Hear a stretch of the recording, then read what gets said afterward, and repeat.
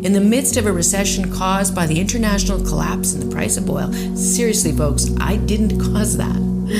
We cut child poverty in half. But as I said, we didn't get it all right. And Albertans told us so in April of 2019. Rachel filmed that video in the morning and spoke to her caucus and spoke to her staff and spoke to her colleagues before going out and making the announcement to the masses that she will not be leading the party into the next election. And like you heard in that video, so much went into that choice for her. And she's been talking about this for a while because, of course, you lose a couple elections in a row. This is prudent. This is what any leader should be thinking about. So thinking about what's best for the party, what's best for her personally, what's best for the NDP as a brand moving forward. And, I think it's bittersweet because it's a real opportunity for renewal for the NDP, but it's also, just like you saw in that video, in that clip there, an incredible opportunity to really look back at everything that Rachel has accomplished in her 15 years in public office. Yeah, I definitely think no matter what side of the aisle you are on, you can appreciate the work she's done as a public servant and,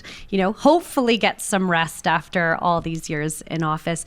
Now, I know that we kind of shared some of her highlights of her term. She kind of then goes into talking about, why she stayed on after the 2019 election, what she wanted to do for the party. So as she leaves now, where do you think she wants to leave the party and on what kind of foot?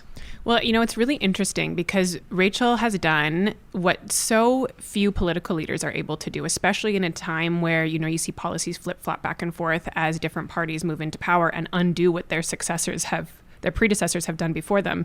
Rachel has not only permanently changed Alberta, she has permanently changed the NDP.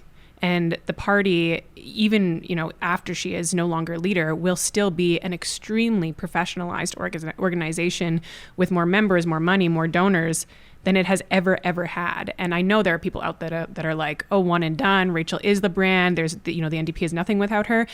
The NDP is so powerful and so professionalized, and she has instilled this belief in, not just the NDP, but also members, that not only is it worth fighting for, but everybody plays a role. And that's, she doesn't need to be leader for that to continue. I think the party is in great shape, and she's leaving it in an extremely good position. Welcome, Alison Redford. Thanks. I'm really glad to be here, and it was really interesting to listen to the discussion. I know that when we talked about this, I guess a couple of weeks ago, we didn't expect what happened yesterday to happen just then. But I don't think that anyone in political life should define their legacy. I think their legacy will be judged for who they are over time and history and what happens. But I know politicians do tend to do that. And when I saw Rachel's speech yesterday, I think you're right, Erika. I think there were a lot of similarities because there is that moment, and it's your one opportunity to be able to talk about what you're proud of. Whether or not people remember in the long term or not, separate thing. We tried to do Energy East. We were working on Trans Mountain. These are such big projects that once you become premier, you understand the importance of them and you just try to keep moving them through.